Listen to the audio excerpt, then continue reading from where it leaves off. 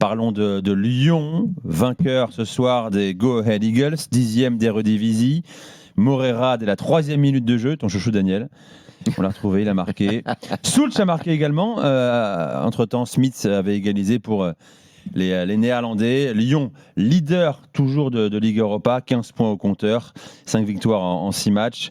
Et très bien parti pour la qualif direct pour les huitièmes de finale. C'est bouclé. Non, c'est pas bouclé. Qu'est-ce qui n'est pas bouclé, la Non, qualif ? c'est pas bouclé. Ah, le top 8. Le top 8, pardon. Ah oui, top 8 pour les huitièmes de finale. Oui. Parce que Stuttgart, tu vois, 9e à 12 points, n'est qu'à 3 points de Lyon finalement. Voilà. Lyon finira par Young Boys et PAOK Salonique. Voilà. Oui. Et donc ils vont pas prendre une victoire, c'est bon. Ces deux matchs-là. Une victoire était en 8e. Donc on peut dire que c'est bouclé. Et tu t'épargnes un barrage, des playoffs en janvier. J'ai envie de m'avancer et de me mouiller en disant que c'est bouclé. En février. Je suis pas sûr de prendre un risque énorme et quand bien même ce serait pas très grave. Bon alors vous en avez pensé quoi de ce Lille, le petit trot, tranquille, victoire assurée, sans forcer, ça fait du bien quand même de dans Lyon, la saison donc oui, mais en de fait, Lyon, pardon. Bon, moi je trouve que c'est normal déjà. Alors je sais qu'à une époque c'était pas exactement comme ça et c'était ça qui était anormal, mais on joue quand même des équipes très faibles en face. C'est vraiment très faible, que ce soit en avant les Aigles, que ce soit Aberdeen.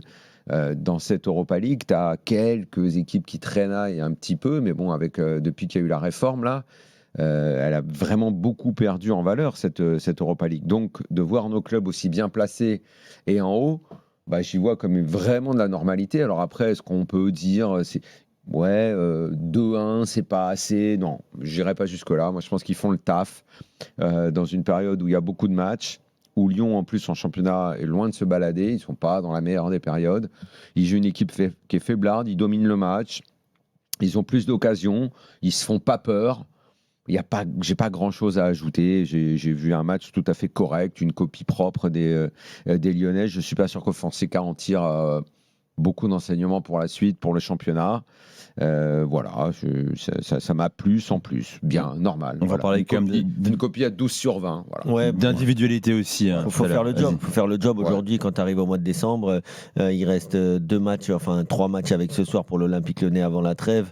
On sait qu'ils ont quand même eu pas mal de problèmes d'effectifs. Il fallait tout simplement gagner pour assurer la qualif ou presque. Et derrière, ils vont pouvoir se préparer pour le dernier match de championnat et la Coupe de France, même si ça reste. Est-ce qu'on peut, sur un match comme ça, contre une équipe aussi faible, se dire que quand tu vois, j'y pense parce que dimanche, c'est Gilbert qui posait la question, il disait tiens, on voit plus le petit Mera. C'est vrai qu'on le voyait plus trop. Donc là, comme il est là, tout comme le jeune Morera aussi, est-ce que ce genre de match, bon, d'abord ça sert à les faire jouer, est-ce que tu dois en tirer, puisqu'ils sont pas mal, que peut-être il faut un peu plus s'appuyer sur eux en championnat? Après, c'est pas la même adversité, c'est pas le même contexte. C'est exactement ça que j'attendais comme réponse. Est-ce qu'on doit en tirer cet enseignement-là ? Je ne sais pas, parce que parfois en Ligue 1, c'est beaucoup plus physique. Et physique, ces deux joueurs-là sont peut-être pas totalement toujours prêts pour les rudes combats de la Ligue 1. Mais j'aimerais quand même les voir un petit peu plus souvent, qu'ils s'endurcissent un peu moins. Parce que moi, je les trouve quand même assez fins, ces joueurs-là, quand même. Mera, de toute façon, visuellement, factuellement, il est fin. Il est fin physiquement, il est fin même techniquement, mais en tout cas, et Morera, c'est pareil. Quand tu viens du championnat portugais, c'est un petit peu comme le championnat néerlandais. Il y a beaucoup de joueurs qui s'imposent aussi parce que physiquement, ils ont des gabarits qui sont plus impressionnants.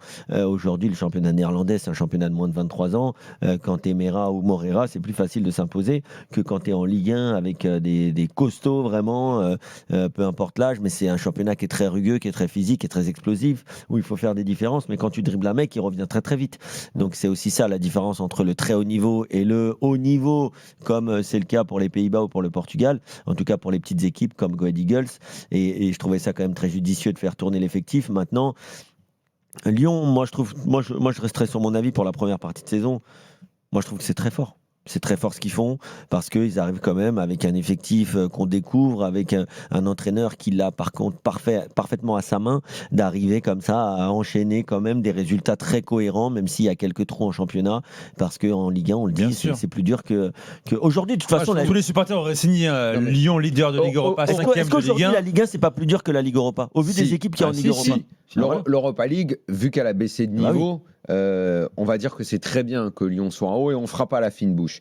En championnat, alors oui, c'est vrai, mais est-ce qu'on va se traîner tout le temps? Je ne sais pas qu'on parlera de Lyon. Le fait qu'ils sont passés près d'un coup près. Obligé. Oui, je sais, mais alors, est-ce que ça va à chaque fois, comment dire, amputer notre analyse en se disant ça. Est-ce qu'on peut être un brin plus exigeant et se dire qu'en championnat, il leur manque quand même 3-4 points et sur le bilan qu'ils auraient pu prendre? Non, mais je suis d'accord. Mais un coup, c'est une mauvaise gestion de Fonseca. Un coup, c'est un joueur un peu moins performant et tout. Je suis pas sûr qu'on exagère dans l'exigence et qu'on fasse comme si on oubliait ce qui s'était passé cet été. Si on dit qu'en championnat, on pouvait espérer, quand je dis 3-4, il y a 3-4. Il y a quand même des Lyonnais, Daniel. On va pas exagérer. 4 points de plus. Au mois de juillet, après les décisions de la DNCG, il y a quand même beaucoup de Lyonnais qui jouaient le matin. Ok, mais ça, on vient de le dire, Kevin. Tu vois, pareil. On va non, pas répéter ce qu'on vient de dire. À partir du moment où tu joues le maintien, là, tu étais bien en Coupe d'Europe, tu étais plutôt correct. Tu joues avec une équipe à un effectif peu profond. T'as perdu Fofana, c'est ton meilleur joueur. T'as ton meilleur joueur qui est blessé depuis 3 mois quasiment. C'est bien, le bilan lyonnais, il est bon. Il est bon. Non, mais c'est pas qu'on dit plus rien. Mais c'est pas ça. Mais moi, je trouve au contraire. Moi, je trouve au contraire que c'est. D'accord. Moi, avec Lyon, je me suis mis à table, je pensais manger qu'un quignon de pain. Mais à l'arrivée, t'as dit la même chose. À l'arrivée, on me sert des bons plats. Je me dis, bah tiens, vas-y, donne un bout de fromage, on sait jamais. Non, mais d'accord, mais t'as eu la même analyse hier avec le PSG. Et t'as plutôt raison, mais il y a un moment. Nous, c'est intéressant. À un moment, tu commences, nous, on analyse les matchs. Tu vois, nous, on analyse les matchs. C'est pas aussi catastrophique qu'on le pensait. Tu t'es relevé d'une situation périlleuse. Rien ne t'empêche d'être un peu plus ambitieux. Et honnêtement, quand tu revois les matchs, bon, on n'en est pas à faire le bilan de la première partie de Lyon, mais tu les vois jouer ce soir, tu te dis Europa League, ils ont maîtrisé ça de vraiment super bien. Ils vont faire top 8, c'est fantastique. Donc ça veut dire qu'ils vont avoir un bon repos parce qu'ils vont reprendre fin février. Bon, c'est bien. En championnat, tu as le droit de dire qu'il y a un ou deux matchs où ils auraient pu faire mieux. Bien sûr. Il y a un ou deux matchs, ils n'auraient pas pu. Il y a aussi un ou deux matchs où ils ne doivent pas gagner. Vous êtes heureux de gagner, exactement. Tu vois. Parce que contre Marseille, il y a un carton rouge au bout de 10 minutes. Contre Rennes. Tu sais, je pense, les gars, qu'il faut oublier l'étiquette. Il faut oublier l'étiquette OL ou qu'ils ont sur le maillot. Mais c'est très intéressant aujourd'hui. C'est très intéressant quand tu es consultant, journaliste, éditorialiste, de savoir est-ce que tu dois continuer d'analyser sur le moyen terme avec le contexte, ou est-ce que, comme tu disais avec le PSG, il y a un moment on va dire bon vas-y on va être exigeant, on va redevenir exigeant avec le PSG, ou est-ce qu'on est obligé de dire sans cesse qu'il leur manque 3-4 joueurs ultra importants qui sans eux l'année dernière ne faisaient pas la différence. RMC jusqu'à minuit 30, l'after-foot. Nicolas Jamin. Avec Kevin Diaz, avec Daniel Riello, l'after, minuit et demi ce soir, encore 1h15 ensemble. La suite, ce sera la nuit du Casar enchaîné jusqu'à 1h30 du matin, vous le savez. Vous en avez pris l'habitude. Lyon, continue le débrief de Lyon, vainqueur ce soir de Buzyn de Go Ahead Eagles, leader de Ligue Europa. J'accueille Alban au 32-16. Salut Alban, bienvenue dans l'after, heureux de t'accueillir. Salut Nico, salut Daniel, salut KD. Salut Alban. Salut Alban. KD, ça s'est déposé maintenant. Alban, alors, t'en as pensé quoi de ce match ce soir, des choix de Fonseca d'ailleurs? Est-ce que tu es ravi ce soir de cette victoire au petit trot tranquille maîtrisé des Lyonnais? Alors après une première période assez mollassonne quand même, on a pu voir que titulariser Afonso Moreira c'était une bonne idée, que Calis Mera a quand même un bon poste en milieu, qui travaille bien, qu'il est bien vif, même si Corentin Tolisso ce soir n'était pas non plus le meilleur joueur lyonnais sur le terrain, mais forcément ça passe toujours par lui, toutes les consignes et la motivation, donc c'est une belle victoire. Et puis, une petite boulette Tolisso sur l'égalisation, il est coupable. Oui, exactement. Est-ce qu'on va lui en vouloir après? Non, non. Ouais, non, il y a eu des bons choix, et il faut voir aussi, forcément, quand on joue à domicile, j'ai l'impression que l'équipe est quand même assez boostée, un peu plus réactive, un peu plus vive, donc voilà, il faudra toujours jouer à domicile apparemment, donc. Mais bon, premier d'Europa League. Premier d'Europa League. Lyon qui jouera le Havre d'ailleurs dimanche, 5e de Ligue 1, premier d'Europa League. Je vous rappelle d'ailleurs, je ne sais pas si tu as suivi ça Alban, que tes dirigeants ont fait le passage intermédiaire devant la DNCG, le passage de mi-saison. Il y a un an, le club, je rappelle, avait été relégué administrativement à titre conservatoire cette saison. Pour le moment, l'OL échappe à une lourde sanction, simplement un encadrement de la masse salariale. Ouais, ça permet de respirer un peu. Et puis tout à l'heure, Daniel parlait un peu de manger, de quignon de pain.